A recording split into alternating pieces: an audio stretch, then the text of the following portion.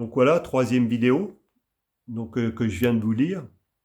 Donc c'est vrai que quand on était allé à Fontaine-Notre-Dame, il y avait énormément de personnes qui étaient revenues par la suite, un peu sur les séminaires, un peu dans les RMC, un peu chaque coup qu'on pouvait se voir. Beaucoup de personnes qui venaient vers nous suite à cette présentation-là qu'on avait fait et surtout cette relais motivation conseil à Fontaine-Notre-Dame dans le département du Nord. Donc qui était quand même à plus de 2 heures de route, pas loin de au-dessus de Cambrai là-haut, pas très très loin de Lille, je pense. Voilà, 2 heures, 2 heures et demie de route. Et ceci dit, j'ai souvenir de mon démarrage.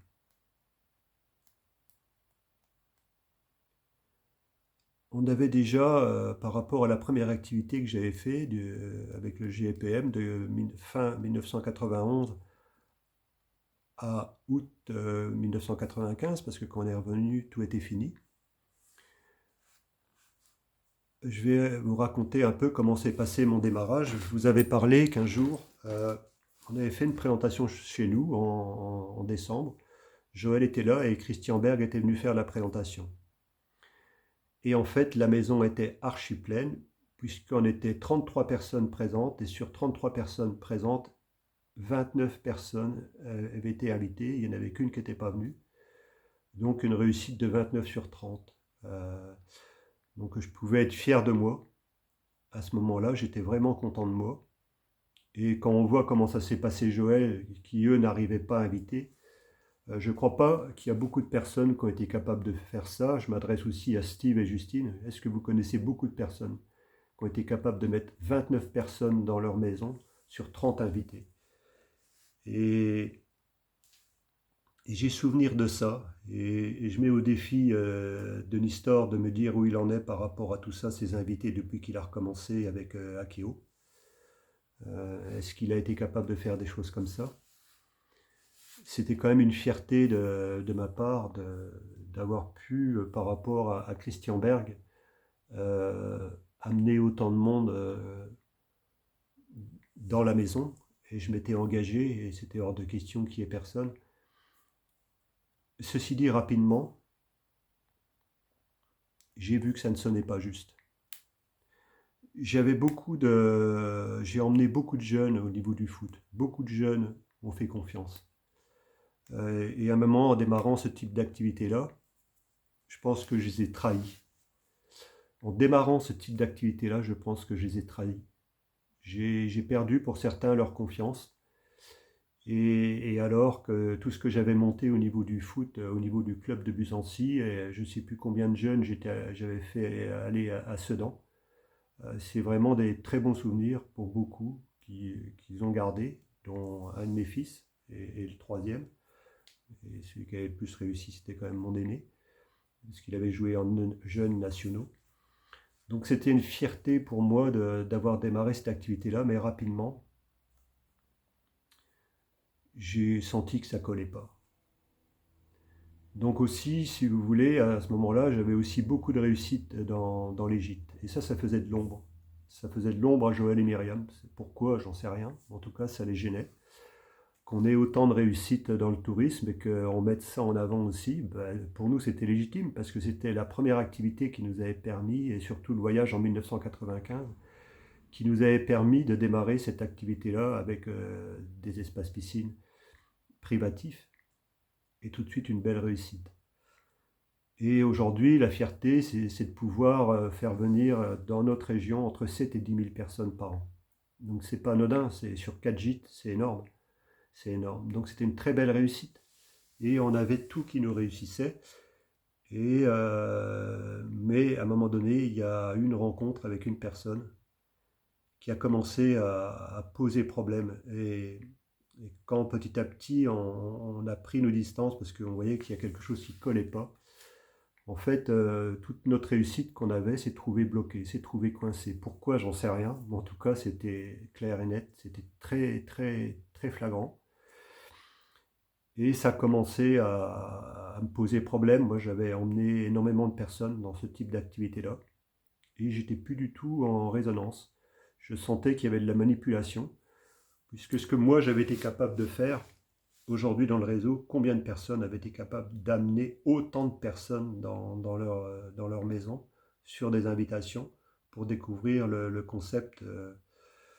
J'ai senti que en fait, j'étais en train de trahir des personnes, j'étais en train de leur mentir, de leur faire croire qu'ils pouvaient être managers. Ce que moi j'avais fait, c'était assez exceptionnel. Tout celui qui a fait manager, il sait que le travail qu'il a accompli, l'abattage de temps, l'investissement de temps et d'argent est quand même énorme et que c'est pas à la portée de n'importe qui. Donc c'est ça qui est dérangeant dans ce type d'activité-là. Aujourd'hui, il y a des personnes qui disent ceux qui dénigrent l'activité Akeo, ce sont des gens qui n'ont pas réussi. Maintenant, je vous dis, j'ai fait manager en moins d'un an. 200 000 euros de chiffre d'affaires en moins d'un an. En 3-4 ans, 1 million d'euros de chiffre d'affaires. Donc, c'était une structure exécutive et j'aurais continué avec le même état d'esprit. Je pense, sans problème, j'aurais été largement émeraude. Mais je n'avais plus les capacités à pousser les gens. Parce que autant Myriam, elle a poussé Karine et Fred pour être émeraude, elle les a poussés à faire du chiffre pour qu'ils soient 10 000, pour que eux, personnellement, soient reconnus émeraude. Et elle a fait pareil avec la direction de Jean-Marie pour être reconnu diamant en 2018, puisqu'ils ont été la sixième direction à plus de 10 000, environ 3-4 mois. Je crois que c'est 3 mois et demi exactement, enfin 3-4 mois on va dire, 3 mois et demi ça ne doit pas exister. Si c'est ça la réussite au travers du réseau Akeo, c'est pas sain quoi. C'est pas sain. Pousser les gens pour sa réussite personnelle. Moi je voyais la vidéo tout à l'heure de Steve et Justine. Pousser les gens pour gagner 700 euros si on aide quelqu'un à gagner 2000. Mais quand on n'est pas des suiveurs, tôt ou tard il y a un problème. J'ai jamais été un suiveur. J'appartiens à personne. J'ai de compte à rendre à personne. Et ce que les gens pensent en mal de moi par rapport à ce que je suis en train de faire, en train de témoigner, je m'en fiche totalement. Ça ne me pose plus aucun problème ce que vous pensez de moi si ça vous dérange. Je sais qu'il y a suffisamment de personnes qui ont conscience aujourd'hui que je suis quelqu'un de courageux et que personne ne m'arrêtera. Rien ni personne ne m'arrêtera jusqu'à temps que ce type de fonctionnement-là cesse et que ce soit un fonctionnement serein. Mais en tout cas, ça ne pourra pas être avec les anciens. Tous les anciens qui n'ont pas bougé aujourd'hui, qui profitent des anciennes structures du GPM, je me pose aussi la question, pourquoi dans Street Press, il y en a un qui est encore là, alors qu'il est censé ne plus être dans l'activité Akeo. Pourquoi est-ce que dans l'article de Street Press, il est encore là? Moi, ça m'interpelle. J'ai tellement de choses à dire, il y a tellement de choses qui reposent sur moi. J'ai la responsabilité d'essayer de ne pas faire de mal aux personnes, mais je ne suis pas responsable des faits de certaines personnes. Même si j'y ai participé, à un moment donné, j'étais plus en résonance. J'ai trompé des personnes, j'ai trahi des personnes en voulant leur faire démarrer ce type d'activité-là, alors que ce que moi j'avais fait, même si je le voyais en eux, ce que moi j'avais fait, ce n'était pas à la portée de tout le monde. Donc toutes les personnes aujourd'hui qui sont en train d'en pousser des autres pour gagner 2000, pour soi-même gagner 400-500 euros, parce que je pense que c'est plutôt ça, et c'est pas 700, comme Steve et Justine l'ont dit, et si c'est pas vrai ce que je dis, qu'on m'apporte la preuve contraire. Justine et Steve, il est temps que vous preniez vos responsabilités aussi. Tous les jeunes, il est temps que vous preniez vos responsabilités. Joël et Myriam sont allés trop loin dans leurs mensonges, dans leur déni. Si l'image d'Akeo a une mauvaise image, c'est à cause des fonctionnements d'anciens du GPM, puisque Joël et Myriam étaient centrales à cette époque-là, l'équivalent de manager. Donc là, j'y ai cru qu'on pouvait emmener des personnes, mais quand il y a eu un éloignement entre moi et une autre personne, tout a commencé à capoter pour nous. Tout a été bloqué. Je ne peux pas vous expliquer pourquoi, mais en tout cas, c'est comme ça. C'est clair, c'est évident aujourd'hui. Mais c'était juste. Moi, j'y étais plus. J'y étais plus et aujourd'hui, j'ai pas de regrets parce que quand on voit tous les magouilles qu'il y a depuis un certain temps dans mon dos, à mon avis quasiment depuis le début, maintenant qui m'apporte des preuves contraires. Donc je suis serein dans ce qui va se passer pour la suite. Le tribunal ou pas, ça c'est un détail pour moi. c'est pas signifiant. Il se passera des choses, tôt ou tard, il se passera des choses. Et comme je l'ai dit tout à l'heure, Denis, vous savez pertinemment qu'on est observé. Vous savez pertinemment que je suis observé, qu'il y a des instances qui sont là, qui surveillent, qui sont en train de me donner pour certains des éléments. Et, et voilà, après ils font ce qu'ils veulent ou pas, c'est le cadet de mes soucis. En tout cas, si aujourd'hui j'ai un objectif dans ma vie, c'est de faire apparaître la vérité pour le bien de tous. J'ai toujours été dans l'article que j'ai lu tout à l'heure, j'ai eu des témoignages de personnes de Reims. J'ai eu un couple de Reims qui m'a apporté son soutien. J'ai eu une autre personne, une femme sur Reims, qui m'a dit de belles choses et je le remercie aussi. Une autre personne qui m'a envoyé ce commentaire, j'ai quelques commentaires comme ça. Ça fait du bien aujourd'hui. Ça fait du bien que certaines personnes me montrent leur soutien par rapport à ça, pour faire apparaître la vérité. J'en veux pas à tous ceux qui m'ont tourné le dos, puisque ce que j'étais capable de faire dans ce type d'activité-là, ce n'est pas à la portée de tout le monde. C'est pas pour rien qu'il n'y a que 200 managers, ou qu'il n'y avait que 200 managers. Je crois que les chiffres sont gonflés au niveau du volume de base, mais au niveau du chiffre d'affaires de l'activité. Pour quelle raison? C'est à vérifier. Moi, ça m'interpelle. Quand j'ai fait des calculs en tant que manager, j'arrive à 30. Comment on fait pour passer de 30 à 80? C'est quoi la différence? Qu'on m'apporte des preuves. Moi, je pose des questions. Et je continuerai à poser des questions pour le bien des personnes qui développent encore cette activité-là, pour les biens des personnes qui en sont sorties, qui ont été gravement atteints dans leur morale, puisque pour moi, dans ce type d'activité-là, c'est de l'esclavage mental. C'est pas autre chose. C'est du bourrage de crâne en permanence. Tout ça pour qu'une certaine élite continue à vivre sur le dos et au crochet de vendeurs, d'une multitude de vendeurs, pas une multitude, ils ne sont pas tant que ça. Il y a un énorme turnover, j'en avais parlé à un moment donné à la Convention nationale, où en fait, la moitié de la salle était nouvelle, ça veut dire qu'il y avait la moitié de la salle qui avait disparu d'une année sur l'autre. Il y en a qui parlent de 80%, moi je pense que le turnover il est bien au-delà de tout ça. C'est avec des gens qui ne gagnent pas grand-chose. Maintenant, si vous voulez me contredire, il n'y a aucun problème, amenez-moi des preuves. Amenez-moi des preuves de ce que je dis. S'il y en a qui veulent continuer à jouer avec moi, comme l'autre Bruno Rota, qui s'amuse, moi ça ne me pose pas de problème, j'en ai rien à fiche de ce que les personnes pensent aujourd'hui. J'ai été assez abîmé et je suis content d'être passé par là, d'en avoir pris plein la poire, plein la figure, parce que ça m'a fait prendre conscience de qui j'étais, de ce que je valais, des valeurs que je véhiculais autour de moi. J'ai bien pris conscience qu'aujourd'hui, il y a énormément de personnes qui m'appréciaient. Ça a fait de l'ombre. Ça a fait de l'ombre à certains leaders. Ça devait être comme ça. Moi, ça ne me pose plus forcément de problème. Tout ce que je retiens, c'est que il y avait des personnes qui m'appréciaient. J'ai commencé à prendre des risques quand j'ai démarré cette activité-là, parce que j'avais un potentiel énorme avec les gîtes, avec les locataires. Et j'ai même fait démarrer des anciens locataires dans cette activité-là. Et c'est pas juste. C'est pas juste d'avoir fait rêver, vouloir faire rêver des personnes au travers de ce type d'activité-là qui est malsaine.